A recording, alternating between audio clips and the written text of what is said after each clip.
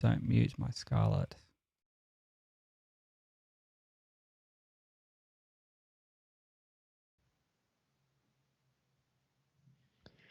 Hey everyone, welcome back to episode 149 of the Laravel News Podcast. I am joined by my wonderful co-host, Mr. Michael Dorinda in the Hobbit Hole over in Hello. Aussie land. Hello. How's it going, my friend? It's going well. It's going well. We just jiggle myself around here on the camera. We just had a last minute technical malfunction. I had this dodgy. With all those cameras you got over there, you got like 3 cameras pointing at your face. Yeah, I know. And just trying to figure out which one to look at. Camera 2, Michael. Camera 2.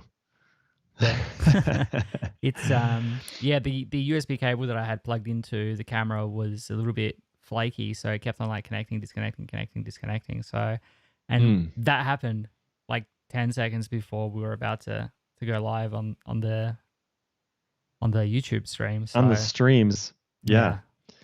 And I don't have that problem because I'm still just using the little MacBook Pro camera. Came with my laptop, right? That's right. Just it's right there. So eventually, someday I'll get a better setup. Yeah, one day. But that day is not today. So until then, you guys will have to deal with the finger smudged MacBook Pro because as soon as you go to lift up your laptop lid, it's like your thumb goes right on there, and so it's just it's part of the deal. But it is what it is. Hey, speaking of shout outs, who do we want to shout out at the beginning of the show here? Shout outs this week for our friends at Honey Badger. They do the old error reporting, cron monitoring, uptime monitoring, all that good stuff that helps you sleep better at night alongside your test suite. So we'll talk a little bit more about them later in the show. And they do a really freaking good job too. So thanks for sponsoring the show, Honey Badger. Glad to have you on as sponsors. Well, folks, we've got, as always, a couple releases, 2 to be exact, along with some exciting news about the Laravel Forge CLI, some Alpine stuff, then some packages, and of course, some community links. Wouldn't be complete without some community links.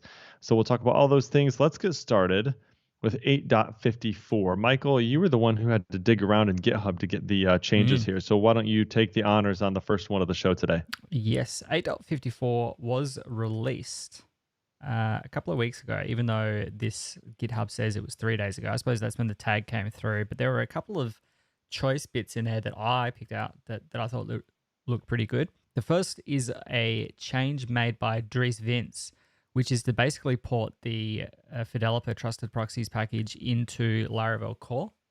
It's functionally the same. It does the same thing in the same way.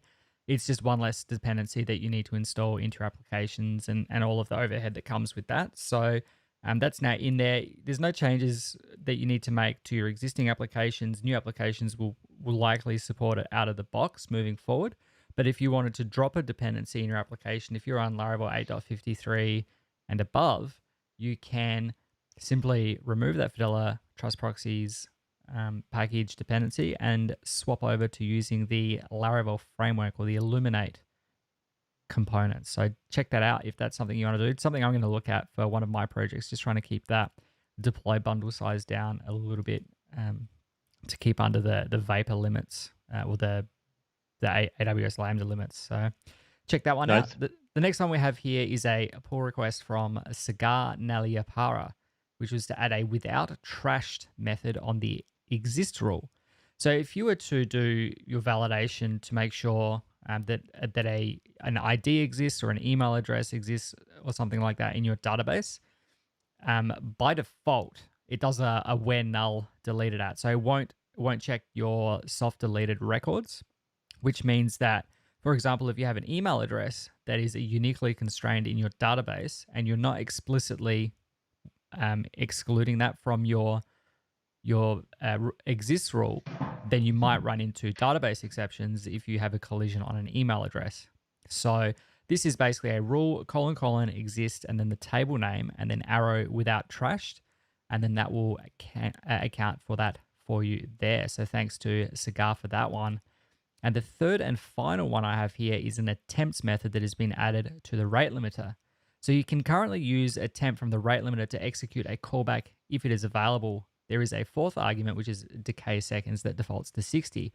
And this just simply wraps the too many attempts and hit methods in one call, which is essentially syntactic sugar for running a wrapper around those two things. So if the shortcut fails, false is returned, otherwise it returns the result of a callback, or true if the result is null, which allows the developer to programmatically proceed if the call wasn't executed. So this effectively simplifies the rate limiter usage into one method that's easy to understand, rather than having to make separate calls and cluttering up any places that you're using that rate limiter. So definitely check that out if you have had to do that in the past. That is from Dark Ghost Hunter Italo. So check those out. We'll have links to all of that in the show notes, especially as I made a meal of reading that last one out on the fly, as is often the case. Very nice. 8.55 comes with conditional validation rule support, as well as trashed routes to include soft deleted records. So let's talk about this. So Taylor actually put out a tweet on August 11th saying, "Give me a Laravel paper cut," which is defined as a small developer experience improvement. If you've been using Laravel for much time at all, you know that this is something that makes the framework go from good to really good, or from good to great. This is why so many people love using Laravel, is because Taylor loves to take care of all these little inconveniences that add up at the end to a really good developer experience. So if you haven't gotten a chance to look at that thread, there's a lot of really good ideas and features that the community is thinking about. And so not all of them mentioned are suitable for pulling into the framework, but there's some really interesting ideas in there. So a couple of them that were added in is conditional validation rule support. So hat tip Tim McDonald on this one. He had some ideas and some contributions around this. What this basically does is it introduces a new rule that will only evaluate validations when the first argument evaluates to a truthy statement. So you use it as, again, if you want to really know how to use it, you should definitely take a look at the blog post here. But if in your validations you have a password is required, and then it also has to be a string, then you can add a third rule that would say rule : when, and then as the first argument you pass a truthy something, right? It's going to evaluate to true, or it's going to evaluate to false, and then as your second argument you would pass then a second array of values for your validations. So something like min : 5 or confirmed, right? So it could be that if they're setting up a password for the first time, then you don't need to have a confirmed. Or let's say, if it's the resetting up the password, then it does need to be confirmed, right? You need to type it twice. Mm-hmm. You could check that when you're doing the rule when. And then you could, if that's true, then you could then pass your, you have to confirm it in the case that you're resetting a password, but you don't have to when you're first setting your password, right? So you could do that that way. That's just a single example, but there's plenty of them out there, I'm sure. So that's something that could be really helpful. Going along with that, without trashed that you talked about with 8.54, 8.55 contributes the ability for routes that are doing implicit model bindings. So I'm just going to talk about this real quick for those of you who maybe don't know what this is. If you have a route and it includes in it a value, and then inside of your controller, you type in that value to a model. What it will do is it will try and look up that model using the value that's provided in that route. So that's called implicit route model binding. You can also do it explicitly. You can resolve a particular model out of the database when it's passed in as a value through your route using a explicit query. But if you don't, it just looks it up by the key that is defined within your model, which is going to be by default the ID. So that's what implicit route model binding is. But by default, it will not resolve soft deleted models when it's doing its resolving. So again, you could bypass that by being explicit, but you could also do route post user and then passing your user, and then inside there you can say with trashed, like on the route itself. At the very end you could say with trashed, and what that will do is it'll say when you're doing your model implicit route model binding, go ahead and allow for trashed values to be looked up as well. Instead of excluding them when you're doing the lookup, go ahead and include those trashed values as well. So you can get more information about that in pull request 38.348 if you want some more details about that. Taylor also contributed convenience methods for getting subsets of valid data from a validator. So if you have a form request in your controller, or if you just have some validation rules and you say something like validate, or request validate, it will just give you back the set of validated values from that request into like a data variable. So basically the idea with this pull request was that he wanted to add some convenience methods around getting only certain keys or everything except certain keys. So now you could call something like form request arrow safe, meaning validate and give me the ones that are safe. And then you can arrow only, or you could arrow accept, and then you could pass the array of values that you want to get off of the request. So say only give me these ones or give me everything except for these ones. And so that's new in 8.55. And then lastly, Andrew Minion contributed stringable support for str, so it's the string helper, str : is UUID. So before you'd have to say string is UUID, and then you would have to pass a well, let me see here. String of file name after dash before dot. That's interesting. Oh, okay. It basically just changes where you can do it on. Yeah, so those stringables, let's see, is that right? So you have that stringable object where you say string of, and then you pass in the value. It used to be a Boolean check. Like it was a static method, or it was a method that was called statically on the string class to determine if some stringable value was the UUID. Yeah, correct. Yep. So now you can just do string of, dollar file name after slash before dot is UUID. Whereas before you had to wrap that whole thing inside of the is UUID method.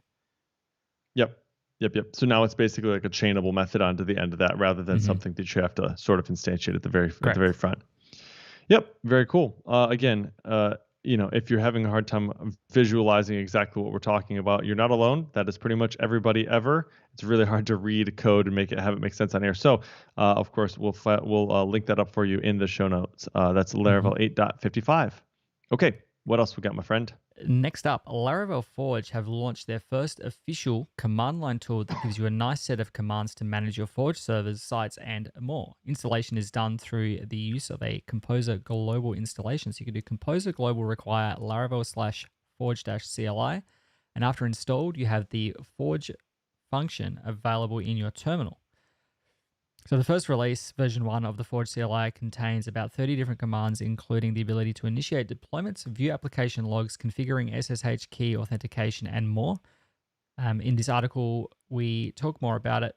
In the article, we talk about the release of it. If you want to know more about that package itself, the command line tool, you can check out the official documentation for more details. I have been using it quite a lot to do deployments, but also to be able to SSH, so I don't have to remember IP addresses and things like that. Most of my sites, because they sit behind Cloudflare, I can't get the IP address of that site by doing a DNS lookup, because it's going to return me the IP address of the Cloudflare load balancer, so I can't SSH to it. So being able to just do Forge server switch and then Forge SSH to get into those servers as and when needed is very handy. It's one of my favorite bits of using the tool. So definitely check that out. Congratulations to Nuno for the work that he did on putting that all together. He turned that around in like 2 weeks and then went on vacation. So good on him. That's pretty awesome. Yeah, that was pretty cool. I've used it a couple times. It works really well. I've also been using FBAR for a long time, which is helpful as well. If you've not used that before and you're more of a toolbar sort of person rather than a CLI sort of person, you might check that one out. It's by Jan Oostland. He's been really kind in giving us licenses to give away before, and maybe we'll have some for you next time we're on the show as well. But FBAR as well as the Forge CLI is both really, really great. Okay. Up next, Alpine Js. Ever heard of it? It is a little JavaScript library by Caleb Porzio, which is just amazing. There's no build step required. You just drop it in with a CDN and it does all this magic for you. So since the launch of Alpine JS version 3, Caleb has promised and released 3 new first-party plugins. The new plugins each take something that's annoying or confusing to maintain in JavaScript and make it much simpler to implement with a few custom attributes inside of your Alpine HTML. I say Alpine HTML because it's all in your HTML. The JavaScript is just a tiny little part, and then you just inject all your, you just use HTML attributes to hook into all this stuff. It's pretty magic. And the cool thing is with Vue 3, or not Vue 3, with version 3, you now have this ability to do these plugins, to push these plugins in. They're not core to the product, but you can add them in quite easily, right? So we're going to talk about all three of them. The first one is the Intersect plugin. So if you've ever had to try and figure out when the user's viewport is either interacting, like if it's showing a particular div, or if it's just entering a particular div, or it's leaving a particular div, whether that's to lazy load an image or whether that's to cause an animation to happen, whatever that might be. There's all sorts of crap implementations of it. But there is an actual API called Intersection Observer now, which you can read about over on MDN. But it basically provides a way to asynchronously observe changes in the intersection of a target element with an ancestor element or with a top-level document's viewport. And so basically, this plugin makes it much easier and really intuitive to implement UI patterns like infinite scrolling, lazy loading images, or animating elements like we said before. And so to use the plugin, you just follow the simple installation instructions. Then all you have to do is add the x-intersect attribute onto any element. And then once the viewport interacts with that value, but that div or that whatever it is, that HTML element on your page, you can then fire a callback that will be executed at that point. So there's things like only do it when it's entering that value, like when the viewport's entering that div, only do it when it's leaving, when the viewport's leaving that div. And then there's also a modifier of once. So you can say only animate like the first time, right? Only do the callback the first time this happens, which of course would be pretty prudent because you wouldn't want it to be jumping around on the screen every time you enter and leave. You just kind of want it to happen the first time, give them a nice little interaction, and then move on. So that's the first one. So Intersect, pretty cool.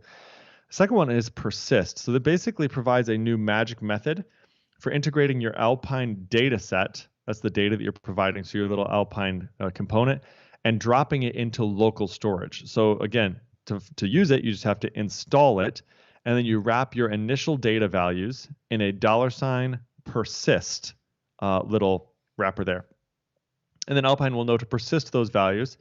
And any updates to those values, it'll drop those all into local storage. And then on subsequent page loads, Alpine will then pull those values back out of local storage instead of initializing them with the default values. You can imagine something that you'd want to persist across pages, maybe something like you've possibly seen, and this would probably be a better example of like an SPA where you have like an MP3 player of a song that plays across multiple pages, right? But if you're going to kind of re-bring up an Alpine component on a following page and you want it to be able to pick up where it left off, you can persist these values now into local storage. And then once that component loads back up, it'll grab those values back out of local storage and basically instantiate it with those values that it was left off with the last time they were on the page. I can think of a great place to use that. In our all sorts of great places. At my last job in our CRM, if you're typing up notes and then you want to go and look at another page, we had the ability to basically save those notes. So as you were jumping around between different parts of that customer's profile, you wouldn't lose the things that you had already entered. So being able to do that would be, I mean, obviously we had done it, but being able to do it like this, as just using the $persist method on the X data property, is just so much simpler than what we had to implement to get it to work for us. Yeah, and you can think too of like times where there's actually a library I used to use called Sisyphus.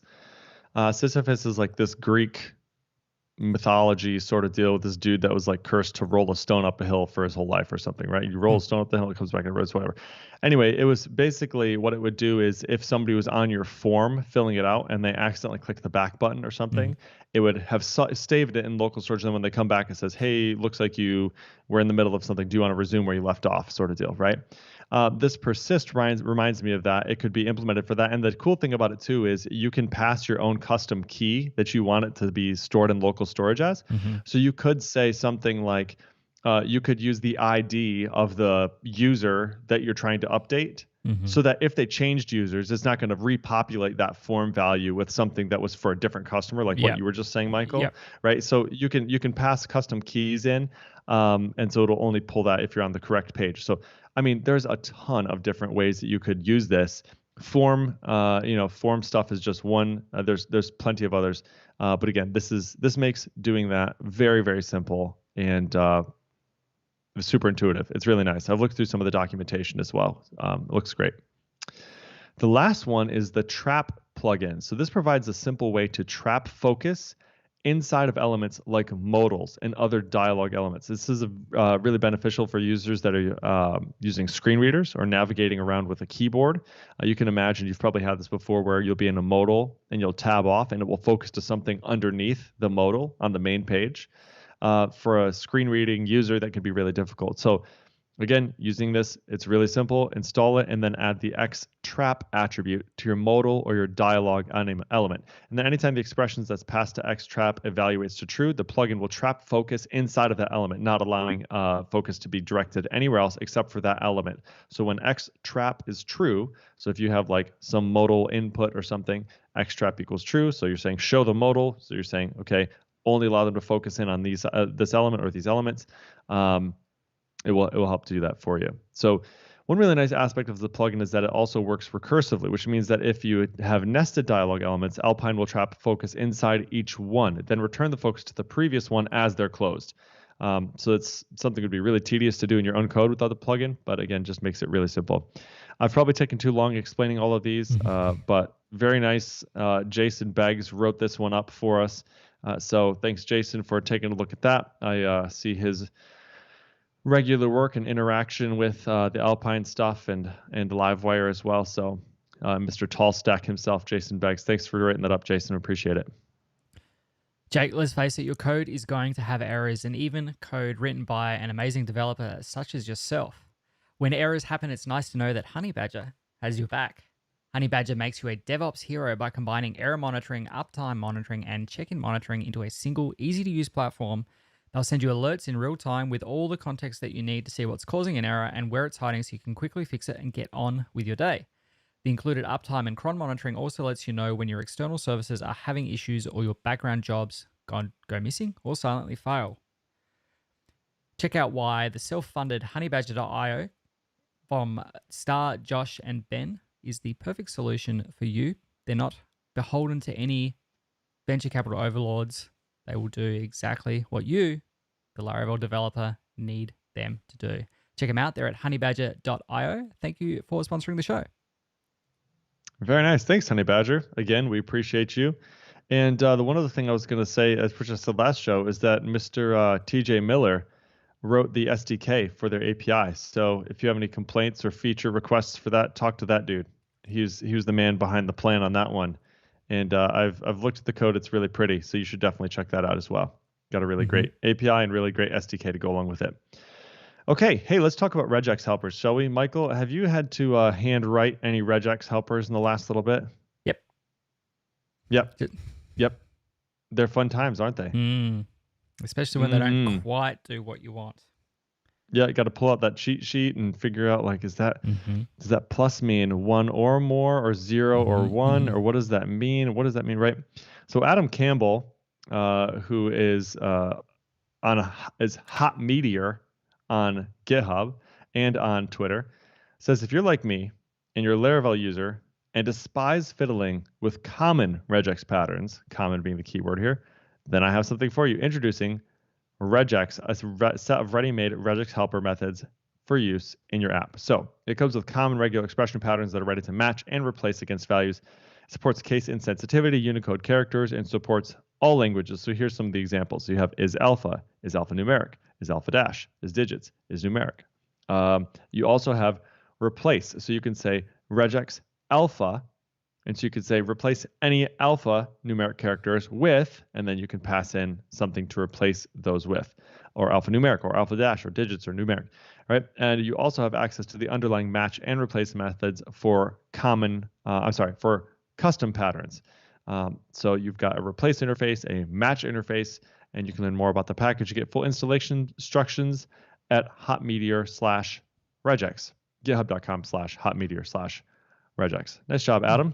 Thanks for taking the pain out of some of those. And I'm assuming there may be a couple more. Let me see if there are a couple more other than those ones. Is digits, is UUID. Yeah. Yep, he's got some good ones in there. So check that out, folks. Check it out. Always need help with that regex stuff. Beautiful. API version control is a package by Reindert Vetter, which is designed to manage versions of API endpoints elegantly. This package provides a configuration file where you define the releases and the version capabilities, and later you can use things like version statements to determine the capabilities of specific versions of your API. The package has two ways to manage the versions of your API endpoints using one of the techniques, either a version statement or version middleware. Version statements include classes that mix in the version statement trait, and then you can determine if the API code to be executed without checking a particular version of the API everywhere in your code. So instead of doing request version is at least, you can do validate. You could do a version statement class directly. So validate the zip code, for example, permitted. And then then you use the version statement trait in there. And if the API version that is being called is supporting that trait, then or that functionality, then off it goes. And the version middleware will take it a step further, processing all requests and responses differently from the latest version in the middleware. So this is really handy. I know that Stripe does this kind of thing where it does version pinning, where they never make any backwards breaking changes in their APIs. They will always serve you the version of the API that you basically joined at, and it will always get that unless you explicitly go in and ask for a new version. So this is really handy if you're introducing functionality into a new version, or you're making changes to some behavior or something like that, and you can say that this functionality is available only from version 1.1 or 2.3 or whatever. So you can definitely check this one out, learn more about the package, and get full installation instructions and view the source code on GitHub. I know that Matt Stauffer was talking about API versioning recently, I think it was Matt.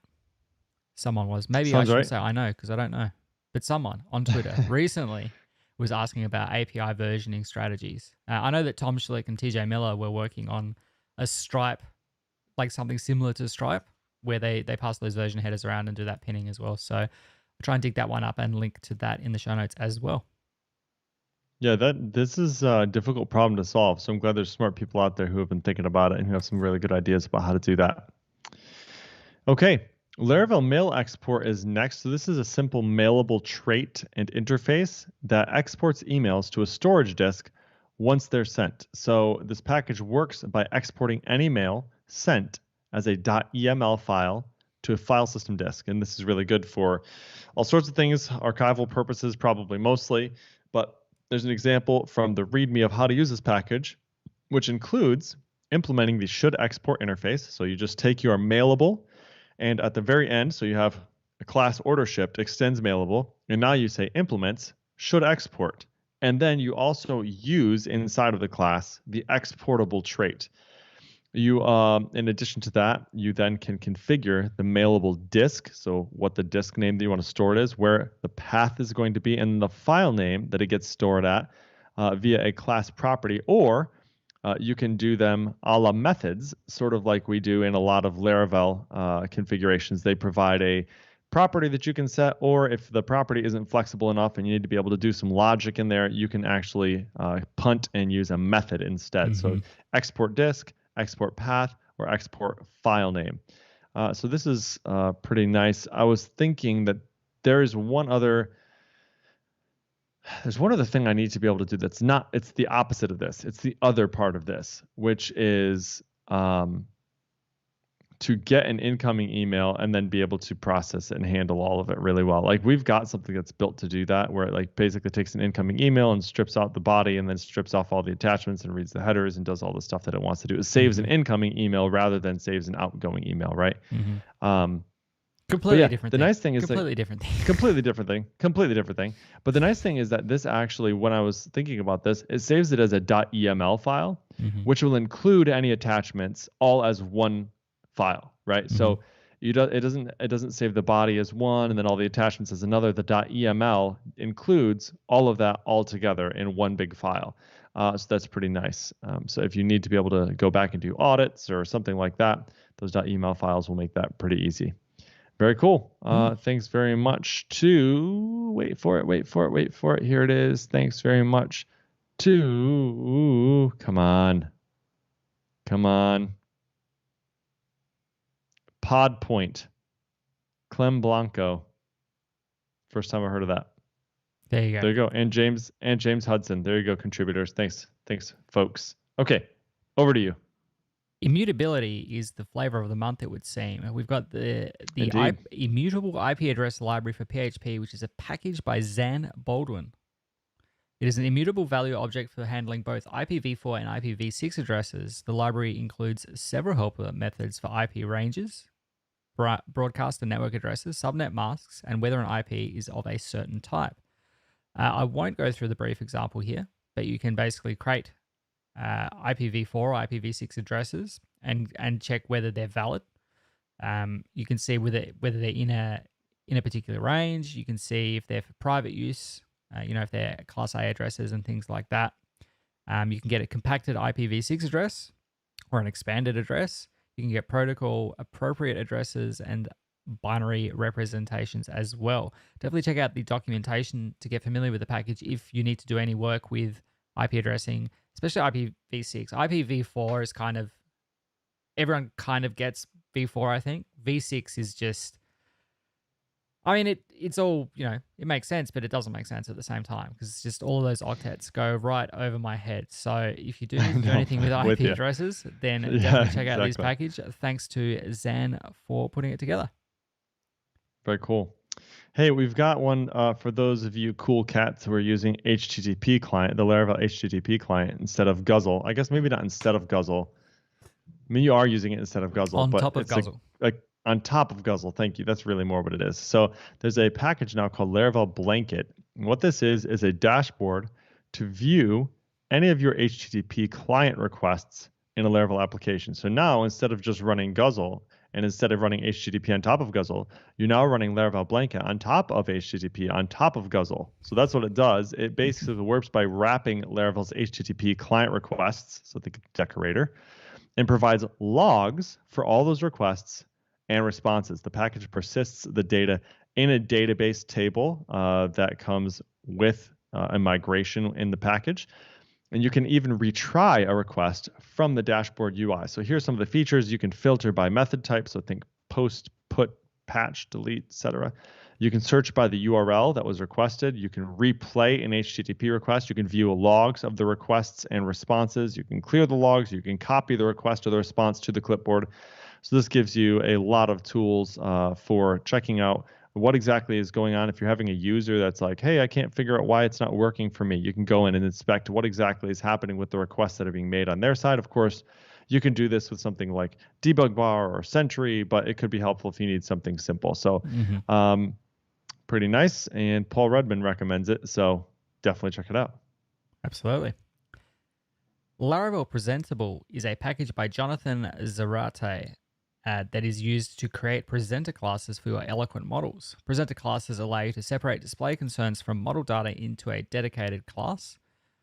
And so any Eloquent model with a presenter class that has the presentable trait and a presenter property defines the presenter class. So this allows you to take out all of your presentational methods, all of those places where you might be using attribute accesses, and puts them into a distinct class. I know that we've had a couple of these in the past. David Hempel's got one. Jeffrey Way has got one under the Laracast branding as well.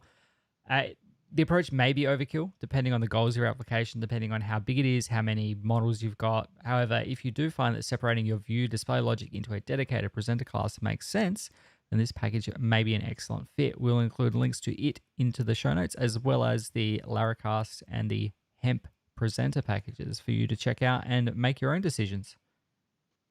I feel like one of the things I really like about the Hemp presenter package is the ability to not only have a single property that defines the class that's going to be used for the model, for the presentation of that particular model, but to be able to like swap in and out which presentation class you're going to use for that model, right? Because it seems to me that like if you have the need for presenter, it's likely that you're going to need to present that data in a couple different ways. That's why you have a class specifically designed for that, right? So you may have, hey, this is how I'm going to present this class if it's a user seeing it. This is how I'm going to present the class if it's an admin seeing it. This is how I'm going to present the class if it's a manager seeing it, right?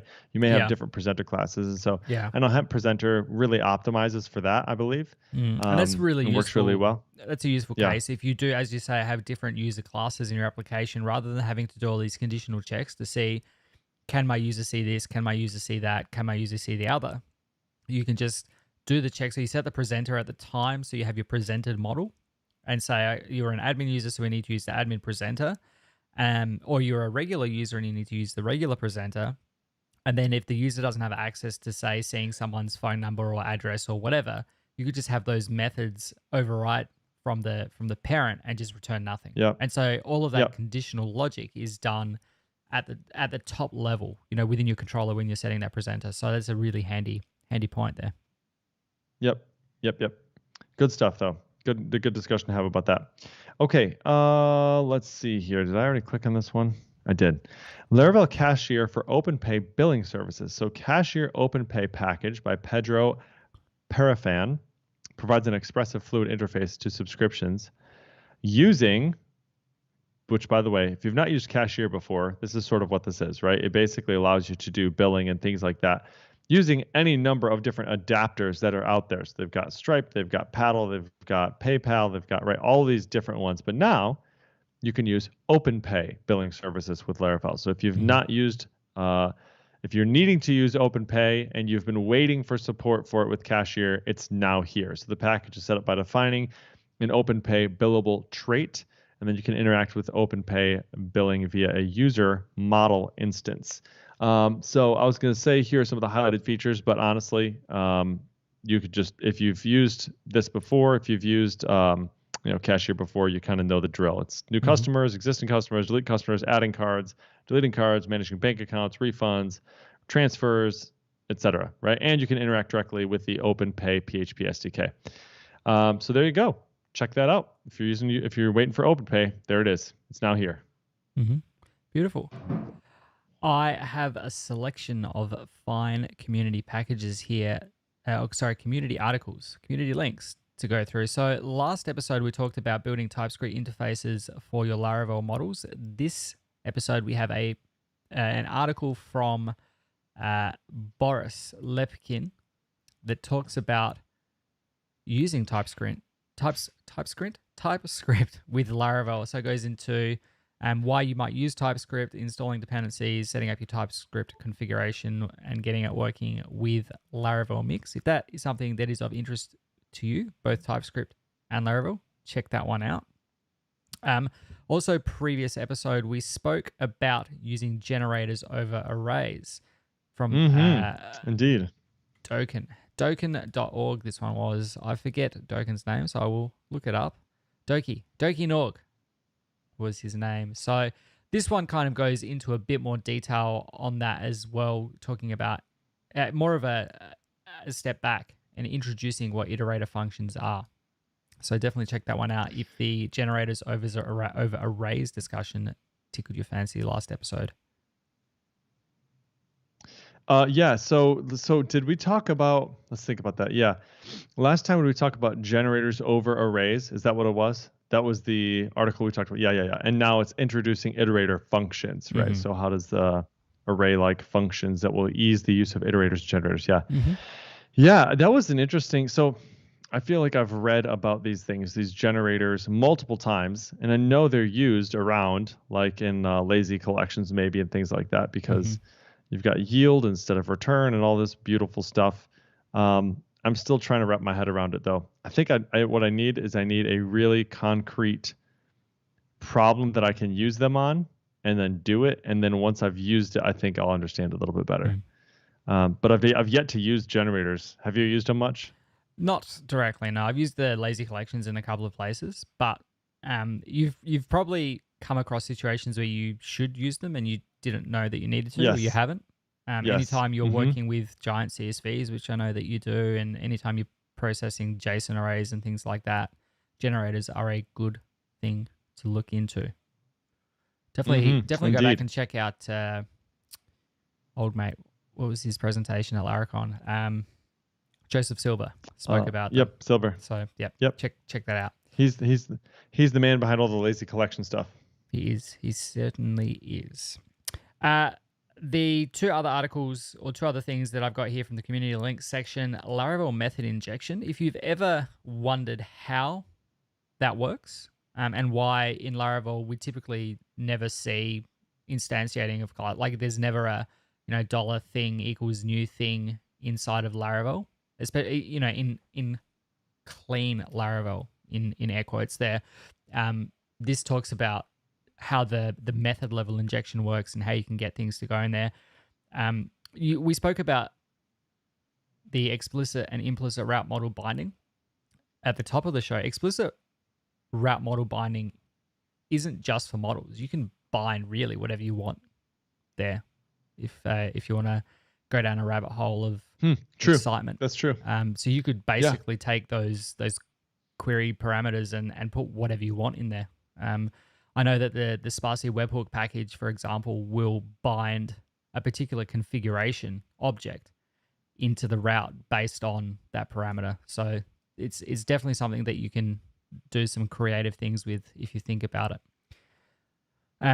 The last thing that I have here is it's a 10-day newsletter from Stitcher.io. This chap works at 8, which will be out in the next couple of months now. I think November is when the final release is due. So this is a little primer to get yourself ready. There's a few things that I'm excited about in there that are going to clean up a bit of my code and make things a bit nicer. And the enums are going to, sadly for Sparsy, it's going to, I mean, I don't think they mind. Kill their enum package. They're all about, not having to maintain things. So having enums as a native language feature, I'm looking forward to. Sad cool. day having to get rid of that package from all of my apps, but I'd rather have it in the language. Let's be honest. I agree. Cool. That is it. That is the show. That's it, everybody. Episode 149. Hey, thanks again for hanging out with us for a little bit. And thanks again to Honey Badger. If you need someone to help track your errors, you should definitely check them out. Thanks for sponsoring the show. We appreciate you. If you want to find show notes for this episode, you can find them at podcast.laravel-news.com/149.